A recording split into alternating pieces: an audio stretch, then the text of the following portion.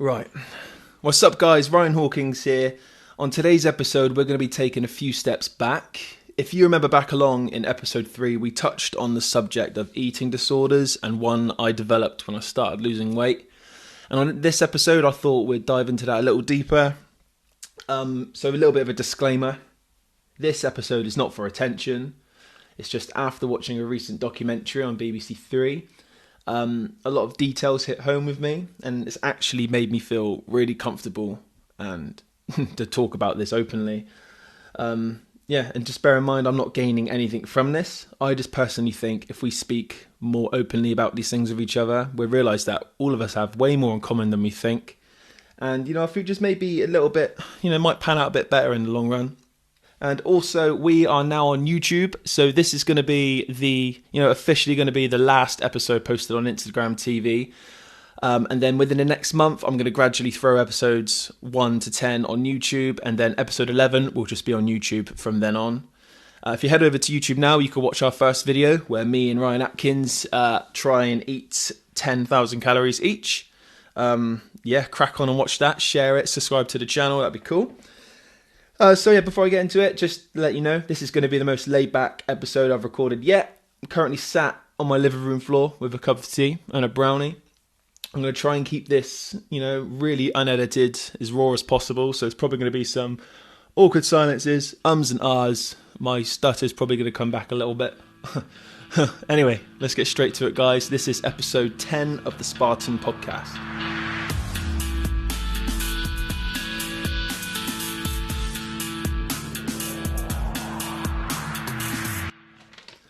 Right, so I've got a bit of paper here. I haven't got my glasses, so hopefully I can read it. Bullet point number 1 is intro. As you all know, my name is Ryan Hawkins. I say it at the beginning of every video I do, so you should know. Growing up, being a kid, being a teenager, I was never fit, never into sports, never into anything active. I'm actually a music man, so that's all I really cared about. So being a kid, I was more of a chubbier kid. I was never necessarily enormous. I carried weight off very well.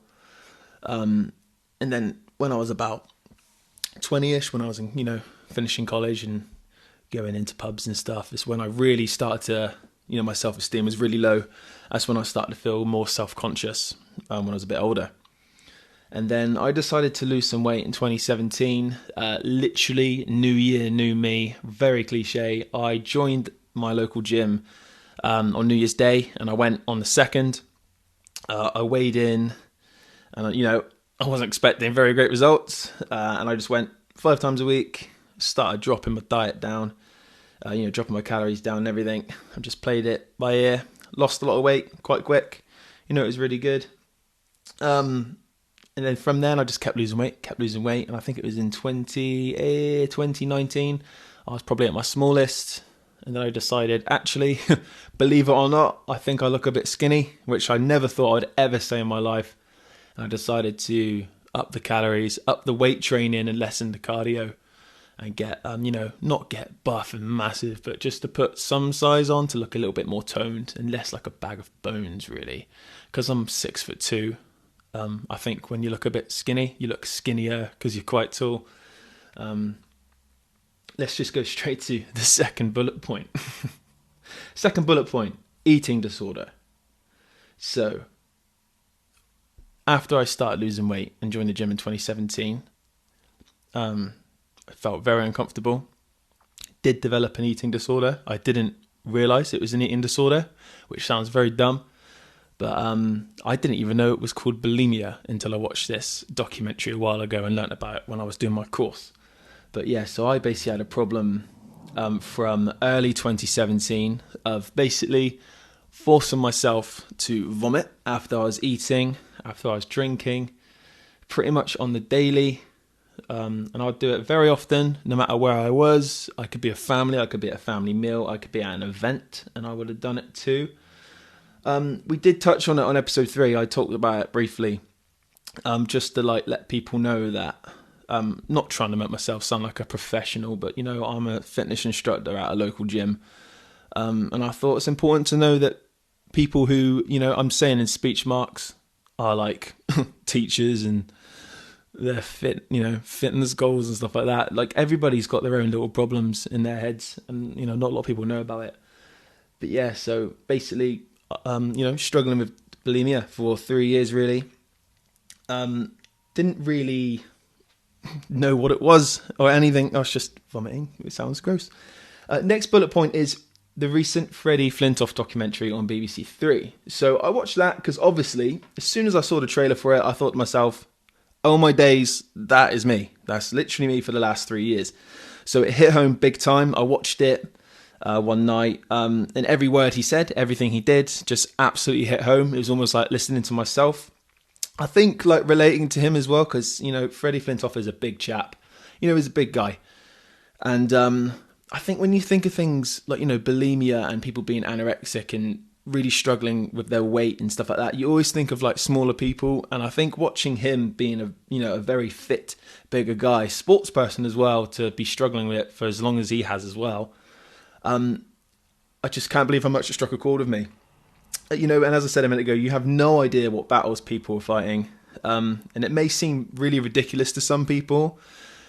Some people just don't understand at all what it's like. Because some people, like for me personally, I know a lot of people who have been fit. They've always played football, always played rugby, always been into the gym.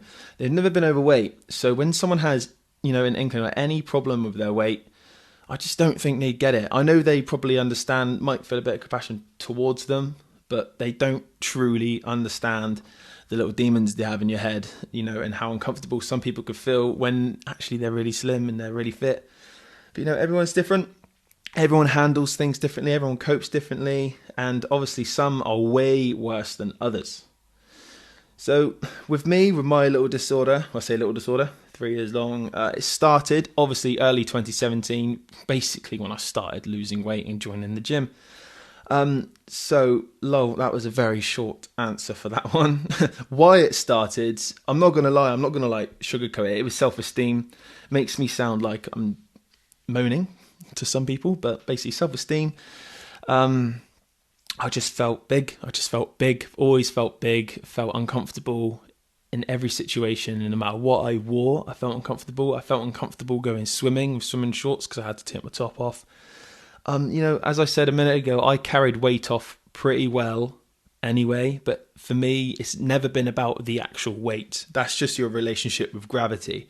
It's about how you look and feel. If you don't feel like you look good, that's going to make you feel uncomfortable. And if you're thinking about being uncomfortable, for me personally, that completely ruins my day. And basically, I used to get this really gross feeling when I ate food. So if I, for instance, went out with a couple friends, or a couple friends came round and we all had a big meal and a couple drinks, in my head, I'd have all of this crap food in my body. And it would make me feel gross. I would feel disgusting and I'd feel fat for it. So I think basically, I thought if I get this out, I feel mint. So that's kind of how it started. So it really escalated very quickly. So it literally just started as that. And then as time went on, it even got to the point where the idea of having food in my body made me feel fat. So I would eat something not even necessarily too unhealthy. I'd have a more healthy Subway, which is just basically a sandwich, and even that would make me feel bad. I could eat a Caesar salad, and just because there's physically some food in my body, I'd feel very bad. And as I said, escalated from there.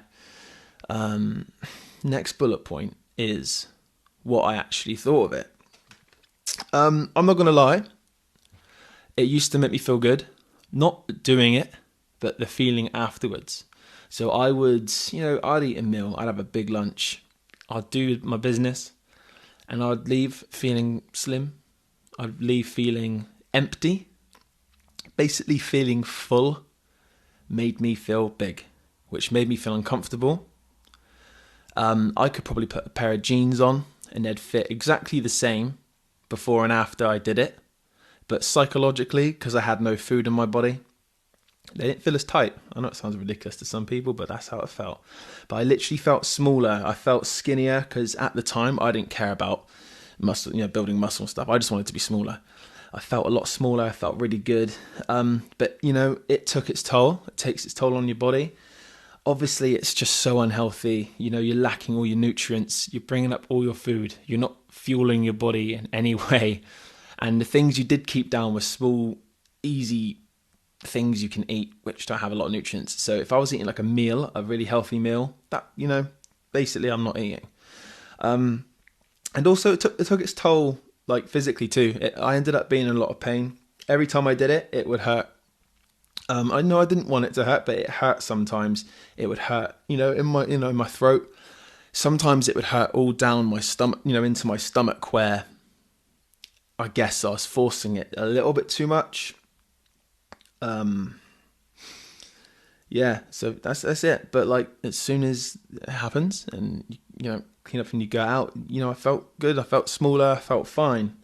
But it took its toll very quickly. Within like less than a year, it started hurting. But I thought that's what I had to do.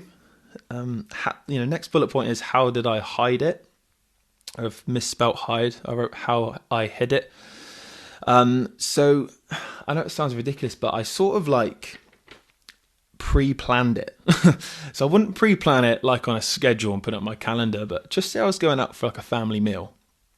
I would scan, I'd look where the toilets are.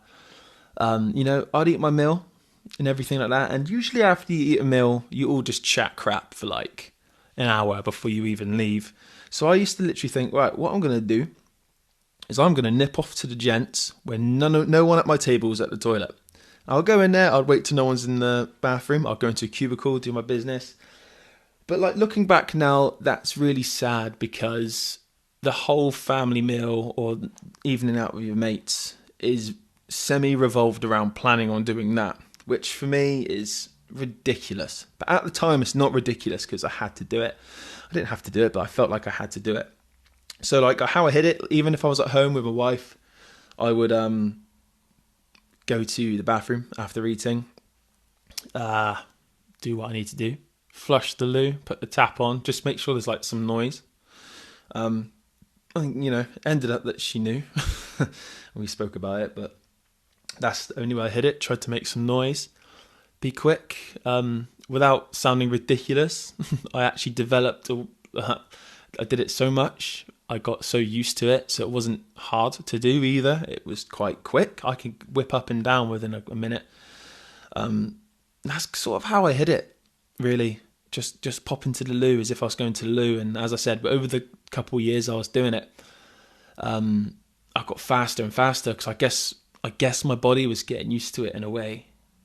Getting used to the process of, bringing food back up. Next bullet point is how it affected my day-to-day life. So like, as I just said then, I'd worry about social events and going out for meals. Even before I went, I'd think, right, we're all going to Nando's there, we're all going to like Pizza Hut. And then I'd instantly be thinking, I don't want to eat a Pizza Hut. I don't want to eat a pizza, because I know for a fact that's going to make me feel disgusting. I don't want to eat loads of food because I feel fat and I just feel disgusting, everything. And in my head, there's like a switch. I'm like, it doesn't matter, because I can just do it. I can just do my business afterwards. Again, which is, it's not a good thing, not a good frame of mind to be in, and not a good thing to be thinking of at all. But as I said, when I was at the events or the meals or anything, I could be home on my own and have a meal on my own and do it. But I'd find that little window where I could disappear and do my business. Again, it takes its toll massively. Again, it takes its toll physically with the pain and everything. Well, for me it did, but it takes its toll mentally too. It's very depressing, because you feel self-conscious and depressed about that anyway. And then just to add on top of that, that's your whole evening out with your friends or family revolves around planning on doing that. Not planning it as like a little thing to do, but like, you're going to do it during the evening, but I need to plan it where nobody knows I'm doing it. And the fact that that's taking you away from what you should really be focusing on when you're with your family and your friends is depressing afterwards as well, because I just felt very separate to the party all the time, because I was just worrying about myself, in that, I guess not selfish, but in that, self-obsessed mind of mine. So it affected my day-to-day life quite badly. And it got to the point where I got so used to it, I ended up eating roughly what I wanted anyway, because I always thought it's fine, I could just do that afterwards, which is a stupid, ridiculous way to think. But again, at the time, that was what it was. That's how I thought. Next bullet point is, do I still do it? No and yes. That sounds ridiculous, but I'm not going to lie, I've done it since lockdown. It's not planned at all. I don't plan to do it. I don't plan to do it again, which is, ridiculous, I know. I probably will do it again. I don't want to do it, but I probably will. Again, I don't know how many times I've said ridiculous today, but it's just ridiculous to even say that. Actually, it's not ridiculous because it goes hand in hand with your mental state at the time. So if I don't feel very good, I'm not going to think, I'll tell you what, I'm going to go upstairs and do that. I won't think like that. It will be a matter of go upstairs now and do it. So I don't want to do it again. I hope I don't do it again. But if it does happen, it does happen. Next bullet point is how I've overcome it. Well, from my last answer, I haven't. I have overcome it because this used to be a daily occurrence, more than once a day, for 3 years. So how I overcome it, like now, my day-to-day life now, for about a month, I forced myself not to do it, which sounds easy as hell, but it wasn't. So I forced myself not to do it, which basically meant I felt horrible and big and gross for a month. But not... Sorry, there you go, mistake. I'm going to keep that in, I'm not cutting it out. But during lockdown, I wanted to gain some weight. I wanted to put some size on, as I said at the beginning. I wanted to tone up. So putting some weight on, I needed to eat anyway. I needed to put those calories on. So that going hand in hand with forcing myself not to do that, really, complement each other. So eating more, not bringing it up, was what I needed to do to gain size anyway. So, timing is very good overcoming that. But, it does go hand in hand with the body dysmorphia, which I've talked about loads on my Instagram channel. I think it's something nobody talks about. I think more people talk about it now. It affects everybody. I don't want to repeat myself too much on that, but it affects everybody without you knowing. But so for that month or two where I was forcing myself not to do it because I wanted to gain some weight, and I was training really heavy weights and I was training very hard to gain muscle and stuff as well, I did feel big. I felt bloated all the time because I was wearing smaller clothes. Obviously my clothes, I've had to buy new clothes because none of them really fit anymore. But for some reason I felt, I have good days where I think, well, obviously I've gained like a stone and a half within the last year. I'm going to have to buy some new jeans. That's absolutely fine. But then there's always that part of me that thinks, oh my God, your jeans don't even fit anymore. You've had to buy new ones because the other ones don't fit anymore. You've gained so much weight. And the last time I weighed, 16 stone, it wasn't a healthy 16 stone. It was a big 16 stone. But then I've just got to remind myself every single time, mate, you've just trained for like nearly a year, weight training and eating a lot of food and running. Like, you are not big. You're a healthy 16 stone and you're 6'2". Like, you're a big guy anyway. So, and then, feeling the same as I did when I was big just triggers like body dysmorphia instantly. And it's a vicious cycle.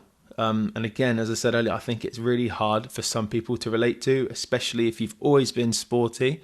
If you've never been out of shape in your life, if you've always played football and you're not a big drinker and you've always eaten rather well and you've never been overweight, I don't think you can really, not comment, but I don't think you can never relate. You'll never understand at all. But for those people who can relate with what I'm saying, I feel for you.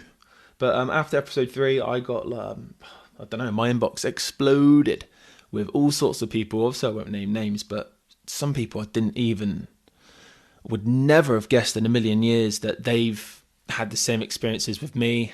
Whether they did it a couple times, whether they've done it for years, whether they did it years ago. which is really cool because obviously that means they listened to episode 3 and thought, oh shit, Rye Hawkins, he's been through what I've been through. But then on the flip side, I'm thinking, that's fucking not cool, but that's amazing. Like, in just my gym, there's a handful of people who have been through it, which is amazing, and that makes me feel less bad for it too.